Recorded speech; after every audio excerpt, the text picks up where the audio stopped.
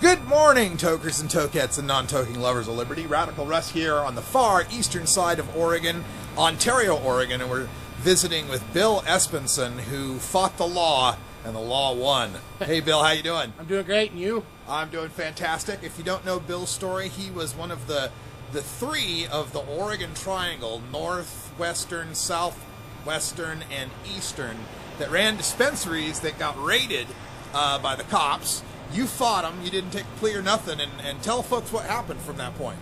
I fought them, and the law won. They, even through their lies, through the court trial, 2-week-long court trial, they convicted me of 12 felonies, racketeering, conspiracy, 8 counts of delivery for money. Consideration is what they called it, and they beat me. My case is currently under appeal. And we're hoping for a better outcome with a better court instead of this small town court system we have here. Yeah, folks, Ontario, Oregon is literally on the Idaho-Oregon border on the Snake River. We're 30 miles away from where the metroplex of Boise starts. Caldwell, Nampa, Meridian, Boise. There's about 250,000 people around that area. Yep. So the situation was you were running 45th Parallel, a dispensary, and a legal dispensary in Oregon, and dealing with patients with medical marijuana cards, but Oregon doesn't have a residency requirement. Correct. So a lot of Idaho patients would come in. Absolutely. And so which court was it? It was Oregon that went Malheur after County you? Court. Malheur County. So even in Oregon, where we have medical marijuana, and you were dealing with patients and had cards and everything was supposedly legal under medical, you still had to go through this ordeal. Absolutely, yeah. They came in, tried to sell me pot. I told them to leave. They came in, tried to buy pot. I told them to leave. They finally had one of their police officers go to his personal doctor, get a fake name, a fake condition, and show up at our clinic to get a Oregon medical marijuana card. They gave him a fake driver's license in that fake name, and he was able to come in and obtain medical cannabis, and there wasn't one damn thing we could have done about it. So from your perspective, as you're checking IDs and you're checking medical recommendations and you're checking backgrounds of doctors and all that, there's no way you can tell that any of this isn't legit. Nobody on this earth could have told. Because it's a real driver's license. Nobody could have. There's just no way we could have told. So it's a complete setup by the folks in Malheur County, kind of a good old boy, small town atmosphere going on here. But I think it shows how medical marijuana hasn't gone far enough even to protect the people that are doing it right. Absolutely. And have actual medical conditions. And so we've got this Yes on 91, the measure to legalize adult recreational use of marijuana. Tell how you support that and why that helps medical.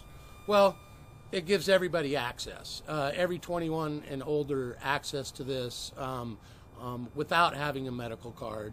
And a lot of people, they don't want to go to the doctor. They're scared of doctors or whatever it is. They know cannabis works for them instead of alcohol or heroin or tobacco or whatever it may be, meth.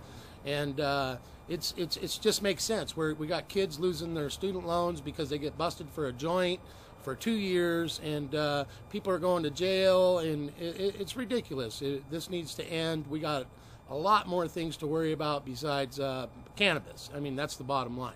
And the key word is adults. You know, nobody wants their 16-year-old kid using cannabis. We want them to be in school learning as best they can without being high.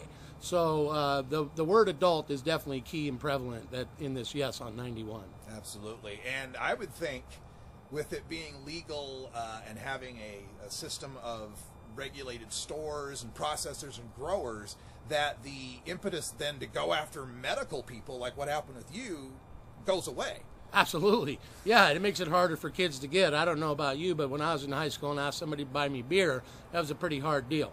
And the stores wouldn't sell it to you, of course, because they card you and all that good stuff. So, yeah, if we have it regulated, it makes much more sense. And it drives out the competition. I mean, it really does.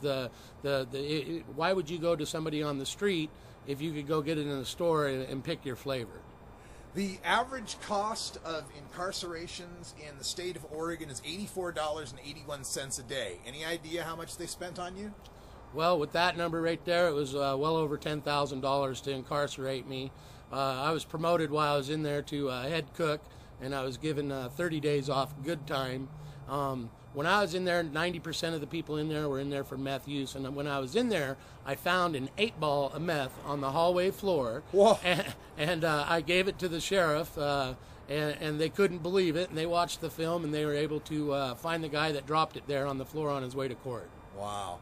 Bill Esbensen, thank you for standing up for patients and for legalization and taking the risk that you took and taking the fall. And I sure hope the appeal goes well. Thank you very much. All right, vote yes on 91, folks.